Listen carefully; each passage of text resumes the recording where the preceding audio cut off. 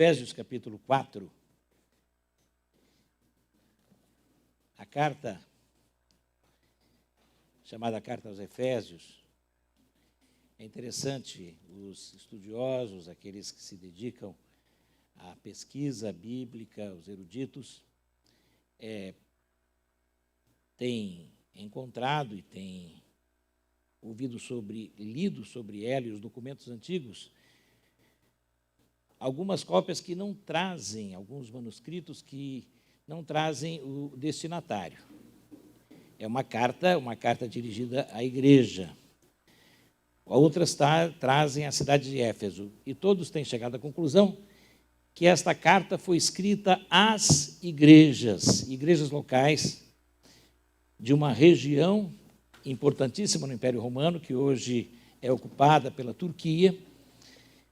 Aquela região com cidades de uma vida que eram importantes comercialmente, politicamente, cidades parecidas com as cidades que nós vivemos, cosmopolitas, com a grande São Paulo.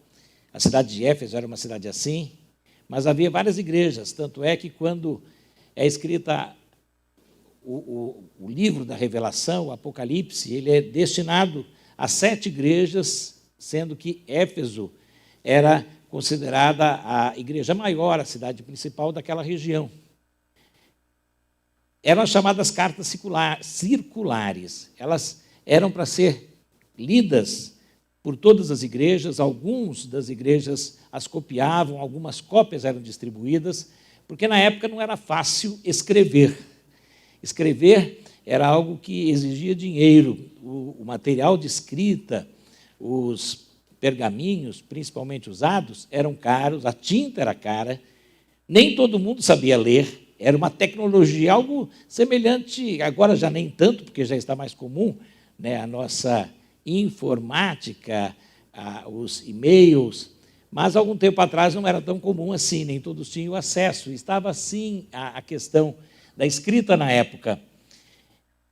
No entanto, Deus, que inspirou os seus eleitos, os seus escolhidos, aqueles que ele levantou para que iniciassem a igreja e orientassem a igreja, ele os capacitou e mostrou que deveriam registrar todas as revelações e tudo aquilo que o Espírito falava, e por isso nós temos a Bíblia. Isso já aconteceu lá no primeiro período, naquilo que chamamos a literatura do Velho Testamento, e agora, nesse segundo período, que é o período que nós chamamos de Novo Testamento, o período da igreja. E o que é igreja? A palavra igreja é assembleia, é reunião. São 2 instituições divinas que a Bíblia coloca. A primeira é a família. Lá no Éden, a família é instituída por Deus, o Pai, e cremos que ali está, já manifesta as 3 pessoas juntas e a família instituída. E em Cristo Jesus, que é Deus entre os homens, que também estava aqui trazendo o Pai pelo Espírito, a igreja foi instituída. São 2 instituições divinas, família e igreja. Inclusive, essa carta aos Efésios, em um determinado momento, lá no capítulo 5, ela se dirige à família e compara a família com a igreja. São coisas importantíssimas, essenciais para o bem-estar do ser humano. Todos precisamos de família e todos precisamos de igreja. Estamos vivendo um tempo, e algumas pessoas, alguns estudiosos do cristianismo têm dito que é o tempo dos desigrejados. Muita gente que não quer mais compromisso com a igreja. E agora, então, quando por conta da pandemia, muitas igrejas deixaram de ter suas reuniões regulares, até a nossa própria igreja, temos que nos inscrever para estar no culto. Não podemos estar todos, o número é limitado. Muita gente está, alguns dizem que vai ser uma das sequelas da pandemia, pessoas que estarão acomodadas. A minha igreja é minha casa, a minha igreja é meu lar. Mas isto é um engano diabólico, o engodo de Satanás. Jesus Cristo instituiu a igreja. A igreja que foi inicialmente composta com os seus seguidores, liderada desde o início por alguns que ele escolheu especialmente e alguns que ele vai chamar e designar como apóstolos, enviados diretamente por ele para conduzirem aquele grupo de pessoas que agora começava, pelo poder do Espírito Santo, de todas as etnias, diferente do que aconteceu no Velho Testamento, quando Deus levantou uma nação, um povo, descendentes de Abraão, os israelitas, a quem Deus o chama como seu povo naquele primeiro período. Mas ele já tinha predito, através dos profetas israelitas, que viria uma época em que o Espírito de Deus se manifestaria a todas as pessoas. E todos estariam agora reunidos numa nova dimensão. Essa dimensão é chamada igreja, essa grande assembleia. E a igreja tem essa dimensão mundial, alguns chamam de universal. Um dia será reunida a igreja pelo grande pastor, o sumo pastor que é Jesus, na sua volta. Então teremos os crentes em Cristo, salvos por Cristo de todas as épocas, inclusive os que foram salvos antes da manifestação de Cristo, mas que creram nele, que creram no Messias que viria, e todos, e depois de que Cristo veio e ascendeu pelo poder do Espírito, e um dia todos nos reuniremos. Mas enquanto isto, a igreja só é visível através das suas congregações locais. Estar e fazer parte da Igreja de Jesus universal começa por estar inserido em uma igreja local. Nós precisamos. Jesus Cristo instituiu a igreja.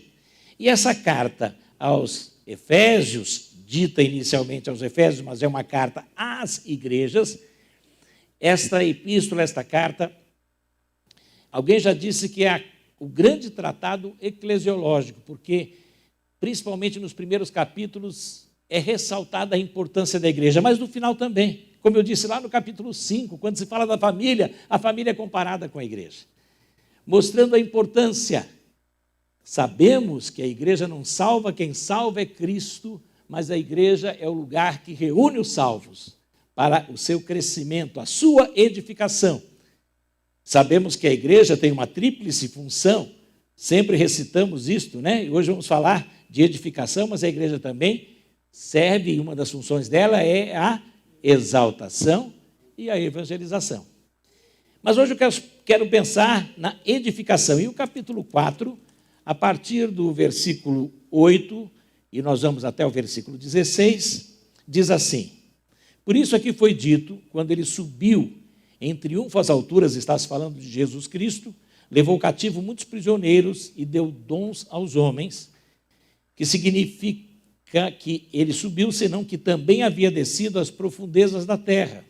Aquele que desceu é o mesmo que subiu acima de todos os céus, a fim de encher todas as coisas. E ele designou alguns para apóstolos, outros para profetas, outros para evangelistas e outros para pastores e mestres, com o fim de preparar os santos para a obra do ministério, para que o corpo de Cristo seja edificado, até que todos alcancemos a unidade da fé e do conhecimento do Filho de Deus e cheguemos à maturidade, atingindo a medida da plenitude de Cristo.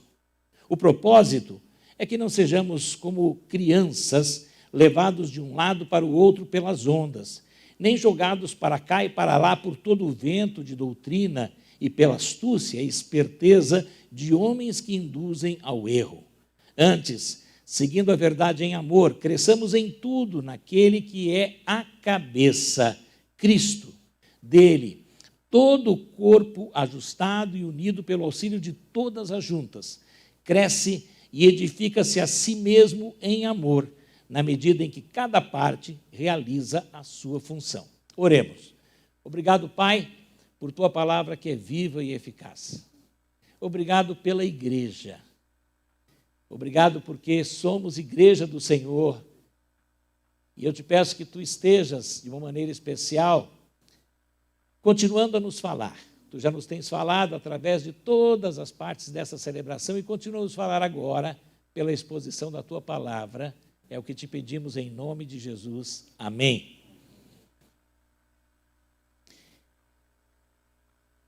Cristo quando ele cumpre a sua missão, morre, ressuscita e ascende aos céus, e não vamos entrar aqui nos detalhes do texto, o que significa essa descida, em outro momento a gente vê isso, mas aqui o importante é ver que ele triunfou. E como um imperador vitorioso, ele leva os cativos, os prisioneiros, e ele deu dons aos homens.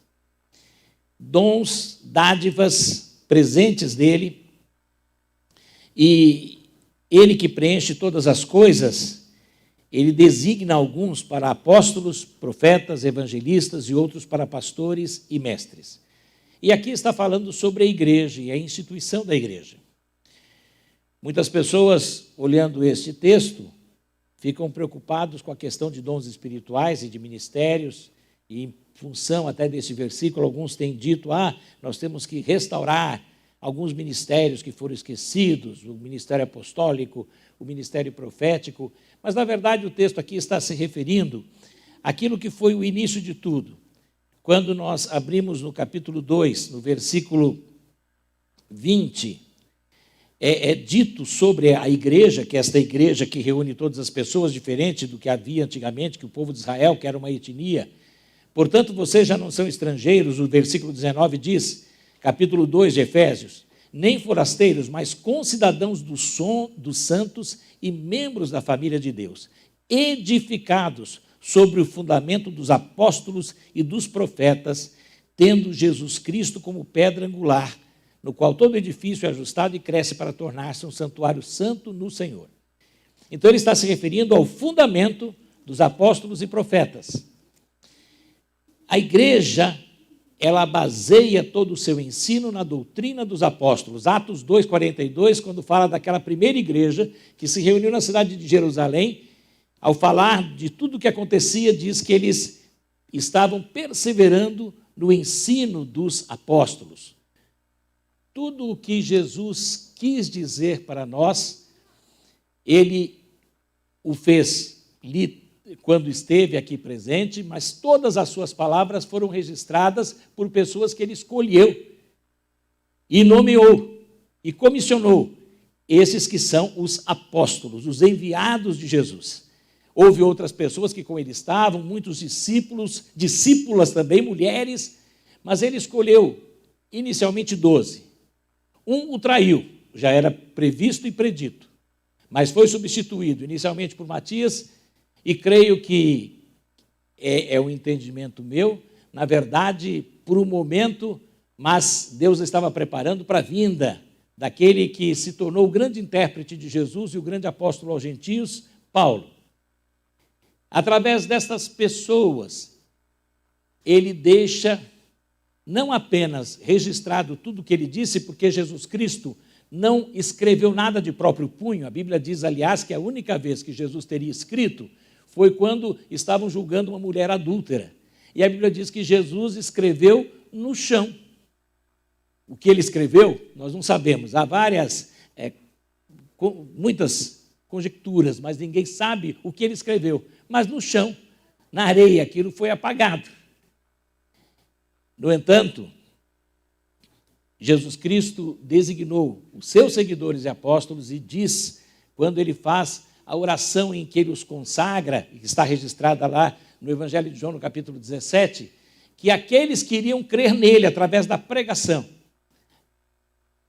eles ouviriam aquilo que eles recebiam. Então, os apóstolos recebem toda a revelação de Jesus.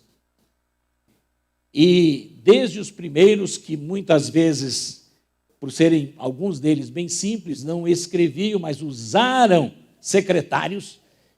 João Marcos foi um, Lucas, em um determinado momento, orientado pelo próprio apóstolo Paulo também, Silas e alguns outros que nós nem sabemos, talvez até mulheres foram usadas em algumas situações. Estas pessoas registram, mas quem recebe a revelação são estes homens escolhidos por Deus especialmente. E tudo que eles registram é aquilo que nós temos e que chamamos de os livros do Novo Testamento, que encerra toda a revelação com aquilo que tinha sido dito pelos primeiros profetas do povo de Israel, que formam o Velho Testamento. E agora, o último deles, João, o evangelista, o que vive mais, o único, de acordo com a tradição, que não teve morte violenta, no final do primeiro século, é encerrada a revelação e tudo o que nós precisamos para fazermos a vontade de Deus, para a nossa salvação e crescimento espiritual, está registrado aqui, na Bíblia toda, no Velho e no Novo Testamento. Sabemos que a literatura do Novo Testamento é aquela que serve agora como nosso guia. Respeitamos tudo que foi recebido e temos que obedecer, mas tudo que foi revelado na primeira parte, na antiga aliança, agora temos que interpretar à luz da nova aliança. Esta revelação foi progressiva. Portanto, não precisamos de novas revelações. Não precisamos de novas literaturas inspiradas. Tudo que veio depois que foi fechado o Novo Testamento, a Bíblia diz que é e tem que ser considerado anátema, maldito. Não podemos seguir. Ninguém que diz, e a Bíblia diz mesmo que alguém viesse a dizer que recebeu a revelação de anjos, isso tem que ser considerado anátema. Gálatas 1:8 diz, e mesmo que alguém escrevesse algo contrário àquilo que foi ensinado, até usando falsamente o nome dos apóstolos de Jesus, o que chegou a acontecer, e temos uma literatura chamada apócrifa do Novo Testamento, com muitos que se disseram e que disseram até que recebiam revelações especiais de Deus e mentiam, isso tem que ser considerado anátema, maldito, porque tudo o que precisávamos está aqui. E a igreja de Jesus está baseada na doutrina dos apóstolos que foram acompanhados de profetas de Deus. E quando a Bíblia fala de apóstolos e profetas, ela está se referindo a esses primeiros apóstolos e profetas. Não existe um novo ministério apostólico.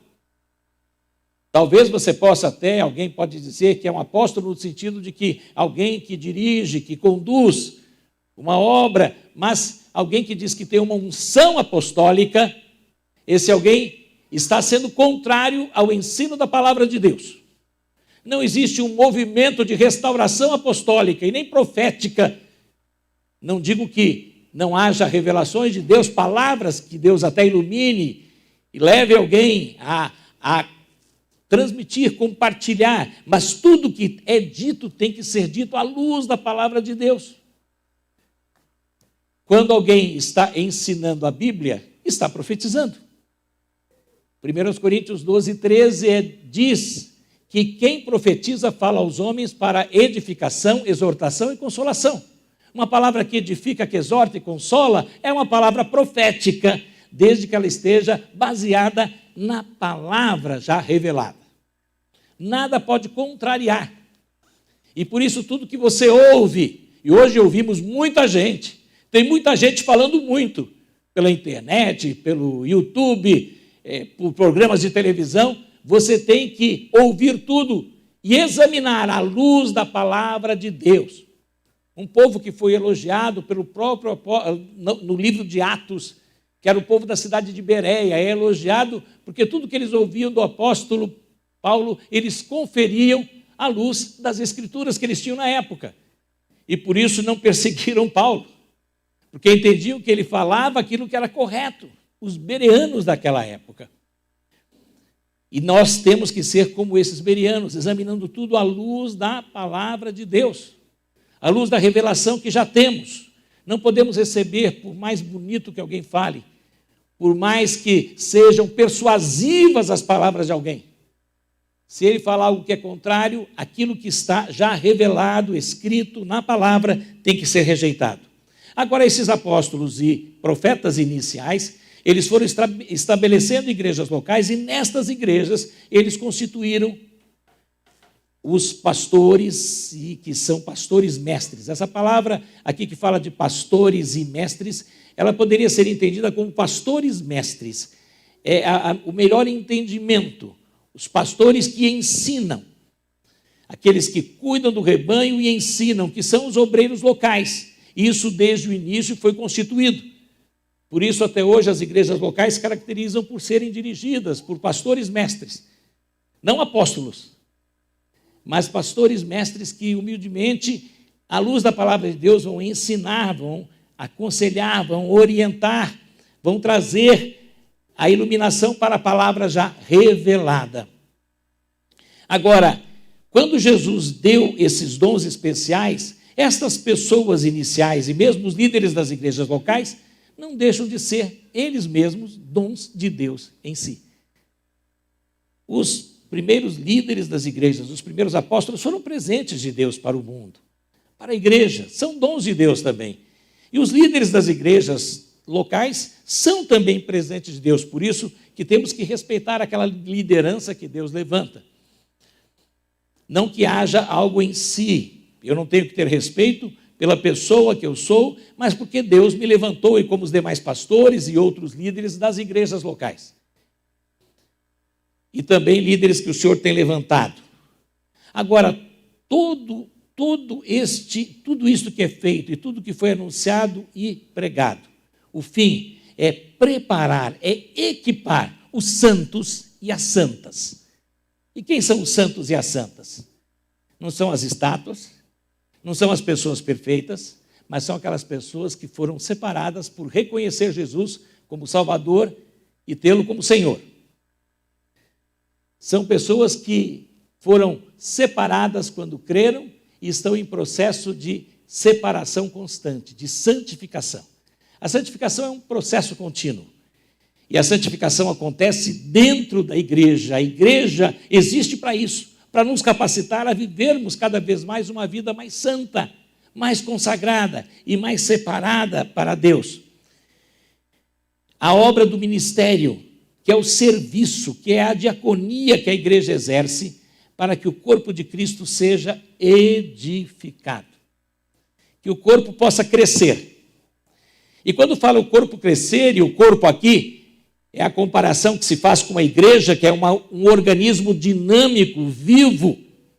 Não é um clube, não é uma associação, mas é um organismo que tem vida, vida que é dada pelo Espírito Santo.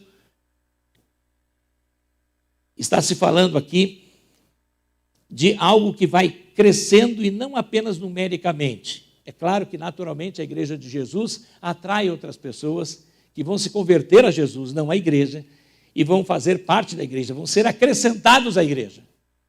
No entanto, pensa-se muito mais no crescimento que cada um de nós deve ter a cada dia, e que é feito pela igreja. Por isso que um dos aspectos, uma das funções da igreja é edificar, ou seja, acrescentar, fazer com que você possa crescer cada vez mais. Não é crescer apenas em aprender coisas da Bíblia, em receber informações, mas é você crescer no sentido de cada vez mais ser mais consagrado a Deus, ter sabedoria, cada vez mais revelar do amor de Deus, porque o texto continua. O objetivo é que este corpo seja edificado para que esteja unido na fé e no conhecimento do Filho de Deus, e que amadureça, atingindo a medida da plenitude de Cristo. A maturidade espiritual que temos que ter é sermos cada vez mais Cristo. A palavra cristão, já sabemos e a maioria sabe, significa pequeno Cristo. A princípio, quando lá em Antioquia, os seguidores de Jesus foram chamados assim, era um apelido pejorativo. Estava dizendo os cristozinhos, aquelas cristazinhas ali, aqueles pequenos Jesus que estão andando por ali. Mas os discípulos entenderam que eles eram isso mesmo. Nós temos que ser pequenos cristos. Eu e você temos que ser pequenos cristos cada vez mais. E como? Este Cristo tem que ser cada vez maior em nós. Ele tem que crescer cada vez mais, dominar os nossos sentimentos. Os nossos sentimentos têm que ser os sentimentos de Jesus. Os nossos projetos têm que ser os projetos de Jesus para nós. Os nossos alvos e os nossos sonhos têm que ser os sonhos que Jesus tem para cada um de nós.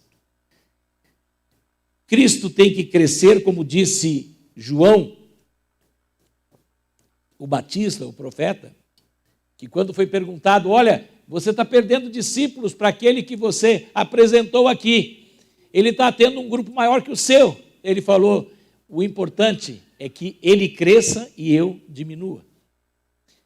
Na Igreja de Cristo, nós estamos num trabalho de diminuição do eu e do crescimento de Cristo em cada um de nós.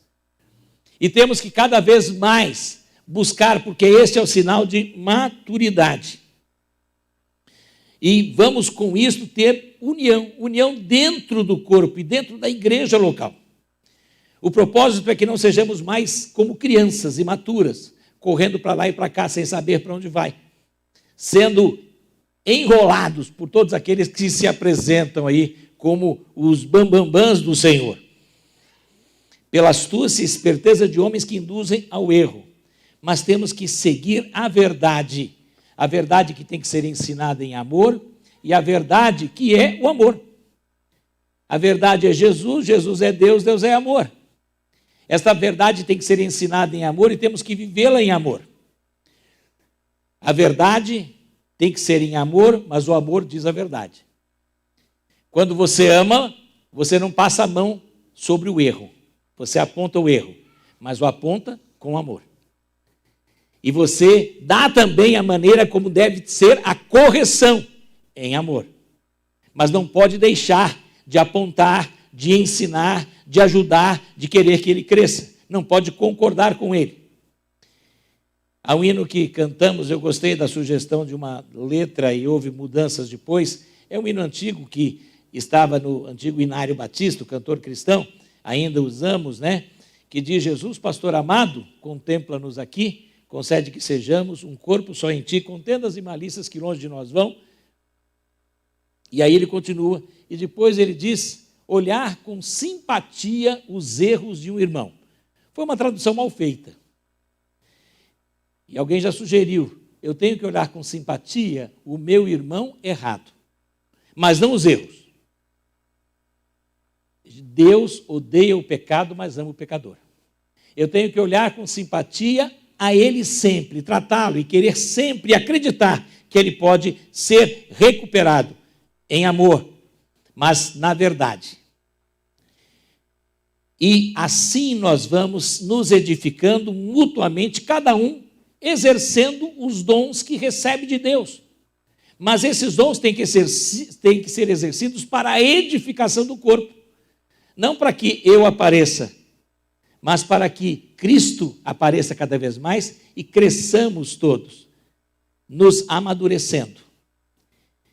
O corpo que cresce pelo auxílio de todas as juntas, todos nós participamos, todos nós somos responsáveis uns pelos outros, à medida que cada parte realiza a sua função.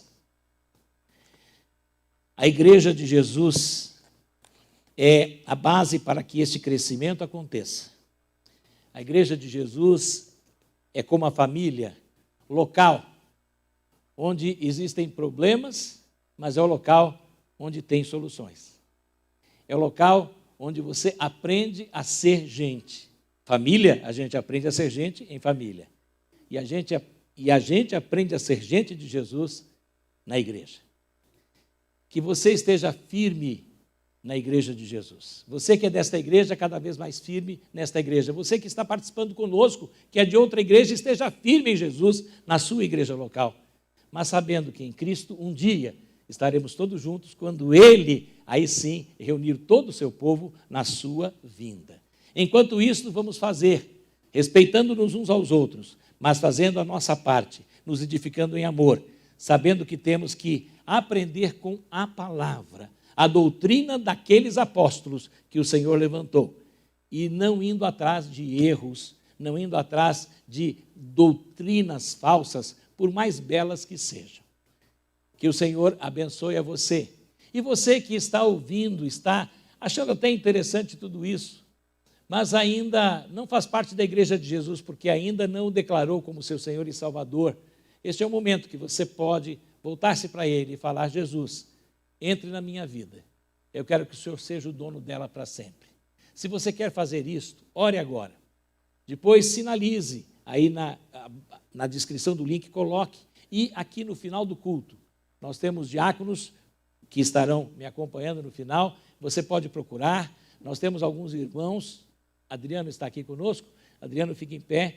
Você pode procurá-lo se você quer conhecer mais deste Jesus, conhecer mais da Igreja de Jesus, converse com ele também, e ele estará orientando você. E você que é igreja de Cristo, que já está em Cristo, nós temos que crescer. E crescer significa o nosso eu diminuir, para que Cristo cresça em cada um de nós.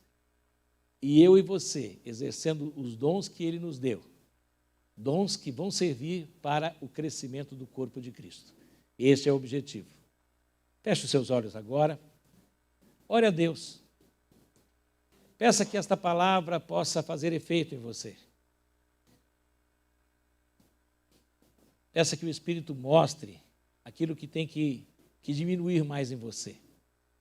Partes do seu eu que ainda querem tomar o trono. Confesse ao Senhor e peça que Ele possa crescer mais em você, que nesta semana você reflita mais Jesus. Peça também para que você seja bênção na igreja onde você está. E que você ajude para que todos juntos cresçamos, para sermos cada vez mais como Ele, Jesus. Pai bendito, completa esta palavra em cada vida. Aqueles que estão aqui, os que estão também participando em seus lares, que o Teu Espírito torne claro o fato de que temos que crescer em amor, que temos que deixar fora tudo aquilo que não é a verdade Tua. Ajude-nos a ouvirmos, estudarmos e aplicarmos cada vez mais a Tua palavra. E que cada um de nós, na igreja onde estamos, aqueles que estão aqui, possamos, exercendo os nossos dons, sob a direção do Teu Espírito Santo, sermos bênçãos uns para os outros, ajudando para que o Teu corpo cresça. Em nome de Jesus, amém.